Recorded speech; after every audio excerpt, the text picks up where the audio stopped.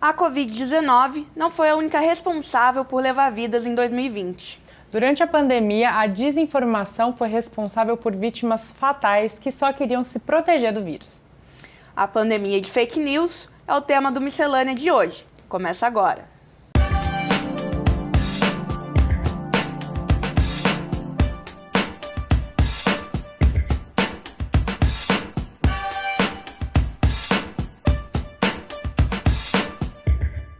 E para conversar com a gente sobre o assunto, nós convidamos a Bárbara Viana, que é jornalista e chefe de redação da Record TV Vale. Bárbara, muito obrigada pela sua participação. E já vou começar com um questionamento. A internet, ela facilita muito a nossa vida. Mas com ela não ficou também mais fácil a disseminação de notícias falsas? Como que a gente pode verificar a veracidade dessas matérias? Oi, Clarissa. Oi, pessoal. Sem dúvida, a internet, se por um lado, né, ela trouxe uma série de benefícios, né, tanto para o trabalho da imprensa, como a sociedade de uma maneira geral, sim, ela acaba trazendo também ali um certo risco por conta, vamos dizer assim, não do mau uso, mas da falta de interpretação de algumas pessoas, às vezes, ao compartilhar as fake news e de repente tornar esse fenômeno um pouco maior do que ele deveria ser, né? Quando a gente fala em fake news, não exatamente é um fenômeno novo, né? Sempre, de uma certa forma, existiu essa tentativa de manipular as informações verdadeiras e plantando algum tipo de boato, algum tipo de informação inverídica para confundir algum público específico ou confundir a população de uma maneira geral. Mas com a internet não tem como a gente desassociar, não só a internet, mas o crescimento desses aplicativos de mensagem, das redes sociais, né, o acesso que é muito bom, mas o acesso facilitado e essa, vamos dizer assim, essa globalização, né, essa facilidade do acesso das pessoas à informação, ele traz também esse outro lado da necessidade de cada um ter uma consciência maior no momento em que vai compartilhar uma notícia, no momento em que vai compartilhar algo através das redes sociais, dos aplicativos de mensagem, através da internet, né? Com certeza. E a apuração, ela é uma técnica fundamental que nós, como estudantes de comunicação, aprendemos na faculdade. E para vocês, jornalistas, acho que não existe, né? Fazer notícia, contar notícias sem a apuração. Como ela é feita no dia a dia por vocês na redação? Sem dúvida, né? A apuração, a checagem, ela é um dos primeiros pontos, um dos primeiros procedimentos, né, dentro de uma redação, né? Não sei nem se eu não respondi adequadamente a pergunta anterior, quando ela disse como a gente pode evitar, né, o crescimento das fake news, a disseminação das fake news. O primeiro ponto é, de fato, essa apuração, essa checagem com relação à procedência daquela informação. É claro que para o público em geral isso é mais difícil e cabe, sim, aos jornalistas, né? Quando a gente fala de jornalismo profissional, esse é o primeiro ponto, a checagem, a apuração. Mesmo dentro de uma redação, mesmo aqui, a gente recebe as informações de N maneiras, né? É através do telefone, pessoas que têm um acesso direto à redação, aplicativos de mensagem, através de outras mídias que a gente está sempre de olho, sempre conectado, através grupos de WhatsApp, inclusive de órgãos oficiais e não oficiais, que a gente também faz parte, está sempre ali, nossos produtores estão sempre de olho, e também de maneiras assim, absolutamente informais, na conversa de cafezinho, o pessoal aqui da portaria, né? Mas a partir do momento que aquela informação entra na redação, que a gente recebe, a gente não pode levar ela adiante sem passar por uma série de processos, de procedimentos de checagem. Isso inclui buscar mais informações, isso inclui ver o tal do outro lado, né, o famoso outro lado de um mesmo ponto, e impedir, é claro, que se existe a menor dúvida que aquela informação, que aquilo se torne uma notícia, que aquilo venha a ser veiculado. Esse é um elemento básico que qualquer jornalista, como você disse, aprende desde a universidade, e nós que defendemos o jornalismo profissional, o jornalismo de qualidade, precisamos manter. Nesse tempo de fake news é fácil fazer isso? Não. Assim como não é fácil na rotina de qualquer pessoa no dia a dia, para a gente também não. Né? Esse crescimento dessas fake news também faz com que o nosso trabalho ele se torne um pouco mais, vamos dizer assim, eu não diria pesado, mas assim, a gente realmente tem um trabalho maior, porque essa é a nossa função, e muitas vezes a gente perde tempo, né, com informações que são até mesmo absurdas, que foram plantadas com o objetivo, sabe-se lá por quê, né, e isso acaba trazendo aí uma rotina diferente para a gente, mas é a nossa função, é o nosso trabalho e é a nossa prioridade. Bárbara, e alguns estudos apontam que as fake news elas estão diretamente relacionadas a sentimentos, seja a raiva ou o amor exacerbado. Como eu consigo identificar matérias que se apropriem disso e se tornem duvidosas ou sensacionalistas? Certo. É interessante isso, né, essa pesquisa. Eu acredito que tem a ver com aquela questão da identificação, né?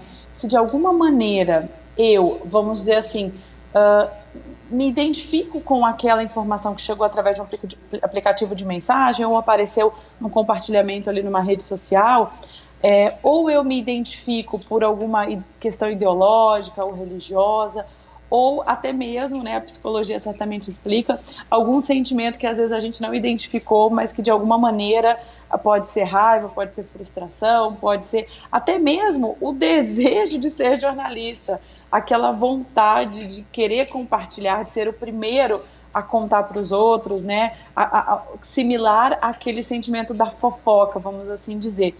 Então, eu acho que a questão da pesquisa tem a ver com isso, né?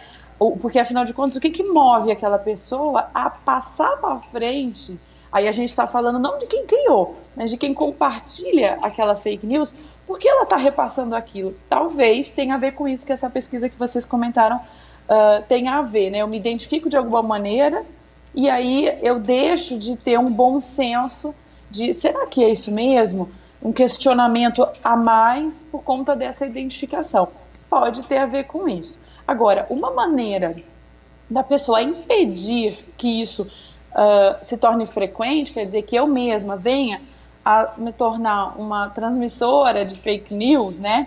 A questão de onde elas nascem é uma questão que precisa, inclusive, de políticas públicas, de investigações, né? Com relação a N esquemas que estão por aí financiando aqueles que fomentam, de fato, especialmente aqueles sites de fake news que são realmente estruturas bem elaboradas e bem feitas. Mas com relação àquelas, o procedimento de eu transmitir e fazer com que aquela fake news venha a crescer, que isso todos nós estamos sujeitos, é a minha mãe, é o meu pai, é o meu vizinho, é você que está nos assistindo, né? Como que eu posso impedir vir a ser um veículo transmissor de uma fake news? Acho que o primeiro ponto é questionar, não passar para frente se eu tenho algum tipo de dúvida, né? Checar se aquele veículo, da onde está vindo aquilo, é um site confiável, quer dizer, é um dos grandes portais de imprensa nacional ou da sua região, né? Você tem boas referências daquele veículo, independente se você concorda ou não, de repente, com qualquer viés que você pode achar por questão ideológica, mas é um veículo tradicional, é um veículo de nome, aí sim você passa aquilo para frente. Houve qualquer dúvida? Não passe. E principalmente leia antes, né? Existe também né, é possível a gente confirmar que algumas pessoas às vezes apenas leem o que seria a manchete, o título, ou no máximo ali a linha fina, né, o começo do parágrafo, sequer lê a notícia completa, né, e já repassa aquilo para frente. Então é muito importante você verificar a procedência do site da onde aquilo vem, para começar, questionar de fato o quão absurdo aquilo pode ser ou não, e de repente dar uma checada. A gente tem com tanta facilidade, tanto no celular, em qualquer computador, Google, qualquer outro aplicativo de busca, checa se aquilo foi publicado em outros lugares, né? E aí sim, uma vez que eu passei por pelo menos esses filtros, aí sim eu passo para frente ou não. Eu acho que se a gente fizer assim pequenas atitudes como essa, a gente pode impedir, ainda que não conseguir exterminar de vez, mas impedir que esse fenômeno das fake news, que eles venham a aumentar, e o problema é o impacto que isso gera na sociedade. Então, a partir do momento que eu começo a impedir que ele cresça, eu posso impedir que venha trazer um dano maior para a nossa sociedade. Bom, Bárbara, você comentou sobre como as pessoas podem não colocar, né, passar essas notícias para frente. Mas, se eu me deparo com uma notícia falsa, existe uma maneira, ou um órgão, ou alguém que possa ser acionado para que essa notícia pare de ser veiculada? Né? Você falou das políticas públicas. Como parar isso? Existe uma forma? Olha, isso vai depender também do tema daquela notícia, né? Dependendo do caso, a pessoa pode, inclusive, procurar a polícia, né? A gente tem casos de certas notícias, certas veiculações que cometem certos crimes, seja de homofobia, seja de, enfim, até mesmo um dano moral a uma certa pessoa, ou uma certa celebridade, ou um político, enfim. Isso eu acho que é necessário ver caso a caso, né? Mas, se for uma coisa mais grave, procure o órgão ali competente da sua cidade, ou a polícia. Se for alguma coisa que envolva a questão de direito do consumidor, de repente procurar o PROCON também pode ser uma boa opção. Tem que ser analisado caso a caso. Hoje em dia, os principais veículos, os principais portais, né, de notícias eletrônicas, o UOL, Folha, Estadão, o próprio Vale Regional, eles têm ali uma série de ferramentas à disposição, a própria Record também, o R7, eles têm ali à disposição algumas ferramentas para justamente ajudar o telespectador, o leitor, a identificar se aquilo se trata de uma fake news ou não. E ali, muitos desses portais também têm a possibilidade de você enviar uma sugestão ou uma dúvida. Então, de repente, aquilo que você fala, puxa, estou na dúvida, tal, você pode enviar para aquele portal e eles vão ajudar a fazer, de repente, aquela investigação, e também vão passar a postar, a publicar, para que outras pessoas não venham a ser, enfim, enganadas, ludibriadas, ou, né, não sei qual a melhor palavra para expressar isso, mas que elas não venham a compartilhar aquilo. Então, se for mais grave, um órgão competente, né, como polícia, PROCON, por exemplo, ou a categoria de classe, vamos supor, alguma coisa ligada à questão médica, também é uma opção. Isso vai variar aí de acordo com a sua região, a sua cidade. E, é claro, os próprios veículos de imprensa que estão disponibilizando, né, tem ali o do G1, o Fato ou Fake, enfim, tem vários projetos que nós, né, o pessoal da imprensa, de uma maneira geral, tem se mobilizado para isso. É um problema que não é novo, né, mas ele está com um crescimento acima do normal, acima do que deveria. Os impactos, eles são muito grandes para a sociedade, para a questão política, até para pequenas situações, inclusive relacionadas à saúde. Está aí os reflexos nesse período de pandemia, com pessoas tomando atitudes, comprando medicamentos, sem as devidas precauções, sem as devidas comprovações científicas, né? Então, assim, os danos que a proliferação das fake news podem causar, eles são inúmeros, eles são incontáveis. Então, na dúvida, não passe para frente e questione, né? Claro que a gente aqui numa redação, a gente que trabalha com isso, está mais acostumado a questionar, esse é o nosso trabalho, a gente acaba meio que tornando isso uma coisa bastante natural, mas é muito importante que todo cidadão passe a ter essa consciência, né? As informações, elas estão aí, não significa que toda informação é verídica, toda informação é verdade. Então, fique de olho nos sites, nos portais, nos veículos, nos jornais, nas rádios, que você conhece, que você confia, e tente usar eles como referência. Eu acho que essa é a melhor dica que a gente pode passar nesse momento. E a Bárbara falou das iniciativas dos portais de notícias em relação às fake news. Aqui na nossa região, a gente teve uma iniciativa desenvolvida pelo jornal O Vale, que criou um projeto com crianças para desmistificar e ensinar sobre as notícias falsas. O Guilherme Codazzi, responsável por esse projeto, conversou com a gente e explicou como surgiu a ideia e como esse projeto acontece. Vamos assistir? O jornal, percebendo o aumento da demanda de pessoas interessadas em receber informações confiáveis, criou ferramentas para intensificar o combate às fake news. Um deles foi o Escola de Notícias. O Escola de Notícias, ele é um conjunto de vídeos em que nós explicamos de forma didática o que é uma fake news e como combatê-la, como identificá-la. Isso é direcionado a todo o nosso público leitor e especificamente para alunos e professores. Nós recebemos muitas demandas, muitas escolas procuram o jornal para que a gente possa auxiliar os estudantes na criação de anticorpos contra a epidemia de fake news. Além dos vídeos, em parceria com o pessoal da Laranja Roxa, nós criamos um material didático muito bacana, direcionado para as escolas. Tudo isso de forma gratuita.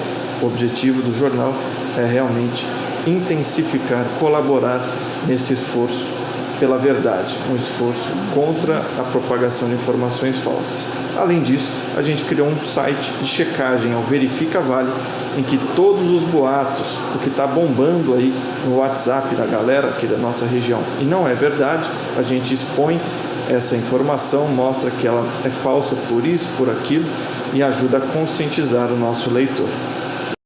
Que bacana esse tipo de iniciativa, né? Principalmente para que os pequenos já saibam o que pode e o que não pode ser compartilhado. É muito importante para essa criançada que já cresce na internet aprender o que é realmente verdade e o que não é. Com certeza. Bárbara, agora eu queria saber, para você que está aí todos os dias na redação, como os jornalistas têm lidado com tantas fake news? Isso atrapalha, de fato, o trabalho de vocês ou não? Olha, se eu disser que não atrapalha, eu estaria mentindo. Até porque a gente também recebe diretamente, né? Além dos, né, como eu comentei antes, a gente tem uma série de maneiras, né, da gente receber algum tipo de informação para apurar. São os nossos aplicativos internos, agências, a própria ronda policial, ronda com os órgãos que a gente faz, nossos produtores fazem, né? A notícia ela chega para a gente de várias maneiras, mas nós também fazemos parte, aí, né? Todo mundo hoje em dia está num grupo de família, todo mundo tem ali um condomínio ou uma vizinhança ou algum curso que o pessoal se reúne e começa a trocar ali meia dúzia de mensagens e acaba fatalmente, vez ou outra, aparece uma fake news por ali. E no nosso caso a gente também ainda tem aquela questão, né? Eu imagino que vocês já devem passar por isso, né, meninas? Você é jornalista? Você trabalha lá não sei aonde? Vê pra mim isso daqui, vê se isso daqui procede. Se por um lado a gente fica feliz de ser visto como, de alguma forma, né, ainda que referência, né, por outro isso aumenta muito a nossa responsabilidade, né? Aqui na redação a gente tem uma rotina de checagem, né, full time, o tempo todo tem alguém da produção, em algum momento a gente está checando e buscando mais informações a respeito dos N casos que aparecem. No caso das fake news, o que acaba acontecendo? Vou usar um exemplo prático. Um dia desses chegou aqui pra gente uma meia dúzia de vídeos e fotos de um acidente com características muito similares, muito parecidas com uma certa rodovia que a gente tem aqui, né, na nossa região. Então aquilo provocou na gente um susto, né, aquela adrenalina natural. Puxa, um liga para não sei onde, outro liga para não sei onde, vamos descobrir para onde as vítimas foram levadas. O procedimento natural quando acontece um desastre, um acidente como esse. E algum tempo depois, depois de 2, 3 ligações, a gente percebeu que aquele acidente não tinha sido na nossa região, era ali na região de Minas, que, enfim, por uma questão geográfica, os vídeos eram muito parecidos realmente com a rodovia que a gente tem aqui na região, ali na região norte de São José.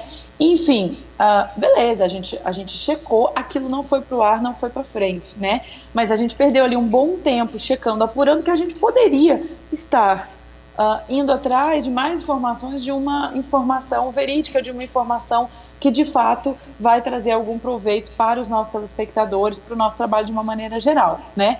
A gente está aqui para isso, não foi um tempo perdido, porque pelo menos é assim mesmo, a gente checa e apura, mas como esse exemplo, existem vários. É assalto de banco, é informação sobre um medicamento X, é uma denúncia Y, acontece. Então, vamos dizer assim, aumenta a nossa responsabilidade e traz sim uma demanda maior de trabalho para a gente, né? Além, é claro, da preocupação nossa como cidadão também no dia a dia. A gente também passa por isso cada vez que abre o celular e vê ali algumas coisas inusitadas, bizarras, direto. Às vezes minha mãe me manda e eu falo, mãe, esse é um site confiável? Então tirou isso. Não é bem assim, então, não sei o quê. Logo mostro para ela, ela fala, puxa vida, aí, quase que eu caí, né? Esse exercício, ele é diário, ele precisa acontecer. Na dúvida, questione, né? Volto a falar isso. Na menor sombra de dúvida, não passe aquilo adiante e vá atrás de mais informações. Já que o nosso acesso, né, à informação, à notícia hoje é bem mais fácil do que há uns anos atrás, e graças a Deus por isso, então vamos fazer bom proveito disso para não permitir que esse fenômeno das fake news venha a crescer. Bom, gente, então, né, vamos fazer igual a Bárbara falou, verificar e apurar cada detalhe que a gente receber pelos aplicativos de mensagem. Até para não passar vergonha na internet, né, gente? Muito importante. Favor, vamos ser cancelados. Bárbara, deixa os seus contatos pra gente, caso as pessoas queiram continuar acompanhando o seu trabalho e verificando as notícias por aí. Olha, muito obrigada, adorei participar com vocês desse bate-papo, né? A gente precisa realmente promover esse tipo de diálogo, promover esse tipo de discussão, né? Para a gente evitar realmente o crescimento aí das fake news. A gente está aí às vésperas de eleição, às vésperas de momentos tão importantes, né, aí para a nossa sociedade de uma maneira geral. Eu agradeço demais por estar aqui com vocês e quem quiser saber um pouco mais, quem quiser, eu estou aqui, né, à frente do trabalho da Record TV Vale, aqui no Vale do Paraíba, nossa sede fica em São José dos Campos. Quem quiser entrar em contato com a gente, eu peço que acesse o nosso site, que é o recordtvvale.com.br. Ali, inclusive, tem o nosso WhatsApp da redação. Quem quiser um canal mais fácil, né? Se tiver alguma dúvida, alguma denúncia, você está aí com uma certa dificuldade qualquer, entre em contato com a gente por lá. Eu ou qualquer um dos meus colegas, os produtores, os jornalistas, vão ter o maior prazer em ajudar. Obrigada, Bárbara, mais uma vez e até a próxima, né? Obrigada. Gente, o primeiro bloco do Miscelânea vai ficando por aqui, mas não sai daí que no próximo bloco nós vamos conversar com a professora Ivani, coordenadora do curso de enfermagem da Univap, e ela vai elucidar pra gente aquelas dúvidas que a gente tem em relação às medidas de prevenção contra o coronavírus. A gente volta já.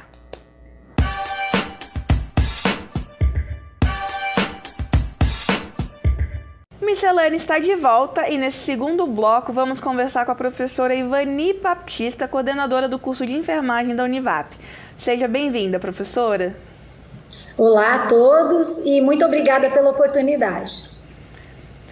Bom, professora, nos últimos meses circularam na internet informações sobre técnicas e medidas que prometiam a cura do Covid-19, inclusive com o registro de morte de pessoas que seguiram essas recomendações. Quais são as fontes confiáveis para buscar informações sobre saúde? Então, nós tivemos muitas controvérsias, né, por parte até de políticos, governantes, mas é muito importante buscar fontes confiáveis como o Ministério da Saúde, Organização Mundial de Saúde, bases de dados científicas, onde nós temos a produção científica publicada. São os estudos que trazem evidências para o tratamento dessa terrível doença. Bacana, então vamos estar atentos aí ao que a gente lê, né? E professora, muito se falou sobre o uso de vitamina C e do vermífugo ivermectina. Eles realmente têm efeitos positivos no tratamento da Covid-19? Então, não existe comprovação científica, não existem estudos clínicos que acompanharam os pacientes recebendo essas medicações e que possam ter trazido algum tipo de benefício.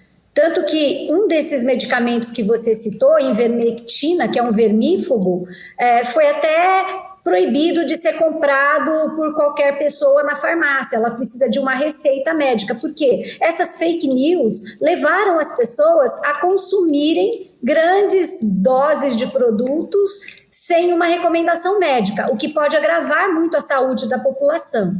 Bom, um vídeo que circula nas redes sociais afirma que o uso da máscara deixa o sangue ácido. Isso é verdade?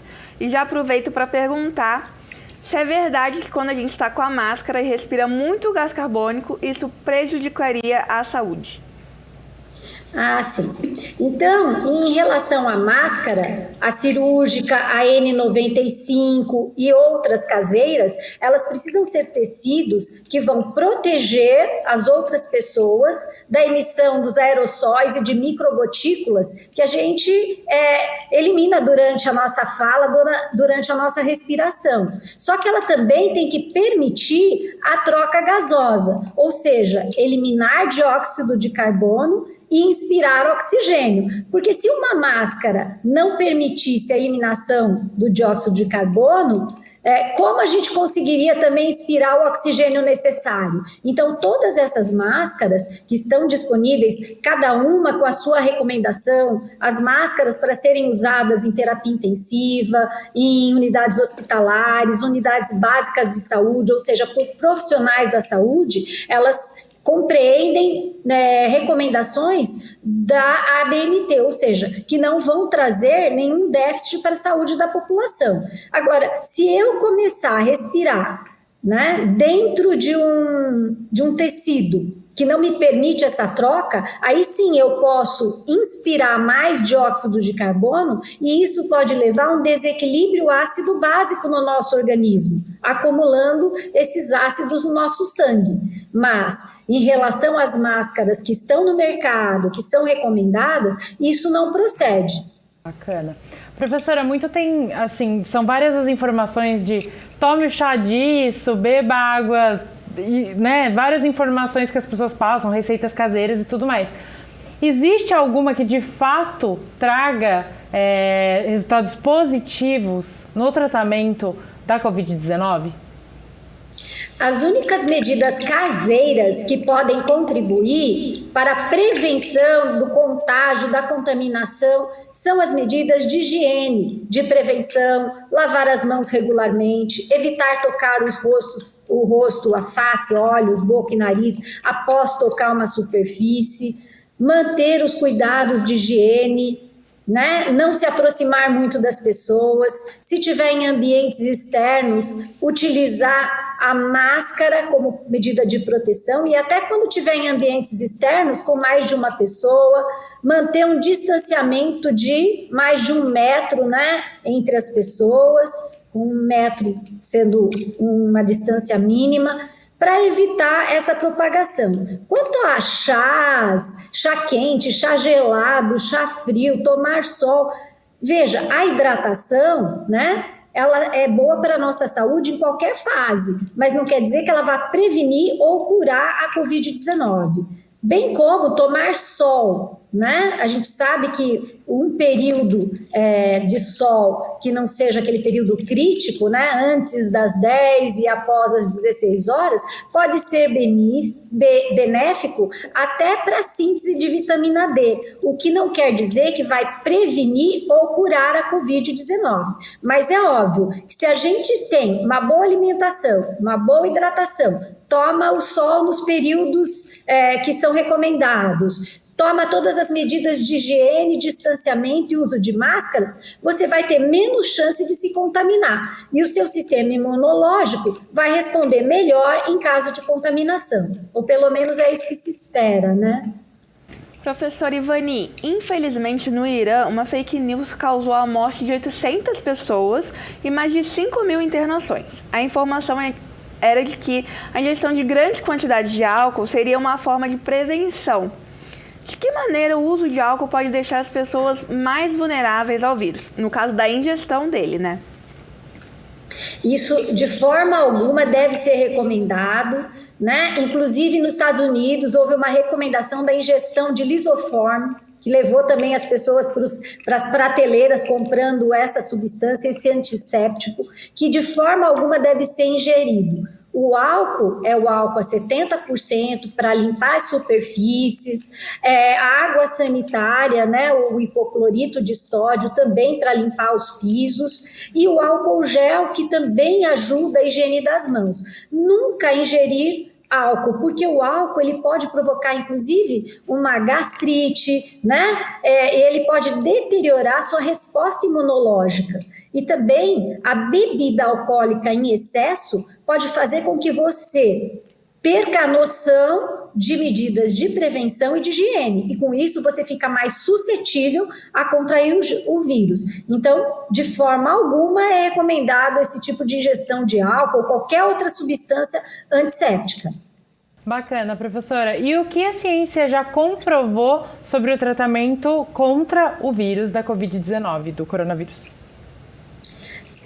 Nós temos alguns avanços, algumas pesquisas mostrando, né, algum nível de evidência para o fato de que as vacinas, elas são super necessárias para que haja, sim, um controle. Já tem muitos grupos trabalhando, inclusive brasileiros sendo testados. Nós esperamos que os profissionais da saúde sejam os primeiros a poder receber essa vacina, uma vez que eles estão mais expostos.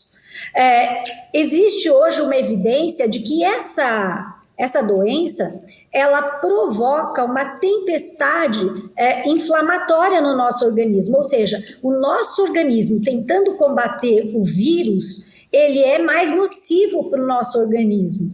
Então, essa resposta exacerbada agrava algumas condições. E nós descobrimos que essa doença, ela não acomete só os pulmões, ela acomete toda a parte vascular, então tem processos tromboembólicos em todos os órgãos, né, como sistema renal, cerebral, cardíaco e toda a parte vascular do nosso organismo, também acometendo pulmões. Então é uma doença mais nociva do que se esperava, né? Ela não tem só o foco pulmonar. E diante desses estudos, pode-se entender que muitas vezes a medicação que vai controlar esse processo inflamatório pode sim trazer um resultado benéfico, que é o caso dos corticoides, que hoje já tem um nível de evidência para serem recomendados no tratamento. No mais, os tratamentos medicamentosos, eles são de acordo com os protocolos institucionais e também a gravidade de cada caso, né? E a necessidade, porque muitos indivíduos que contraem a Covid-19, que é uma doença viral,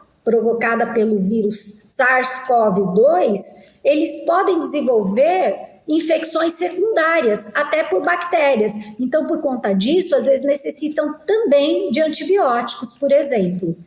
Além de, diante desses processos de trombos que eu expliquei aqui, seja necessário uma anticoagulação do sangue para se evitar a formação desses trombos e agravos nos órgãos e o sistema vascular. Professora Ivani, muito obrigada por responder todas as nossas dúvidas, desmistificar várias dessas notícias para a gente. Se você quiser deixar o seu contato para as pessoas te acessarem, fique à vontade. Com certeza. O meu e-mail é ivanibaptista, né, meu nome e sobrenome, @univap.br. E um recadinho que eu posso deixar para todos que nos ouvem é: mantenham as medidas de prevenção, né, higiene das mãos, dos ambientes, uso de máscaras, distanciamento na medida do possível, porque até que nós tenhamos uma vacina de fato, as pessoas não têm um tratamento específico. E, diante de qualquer sintoma, procurar uma unidade básica de saúde para que possam ser realizados exames, testes e recomendação de isolamento se for necessário.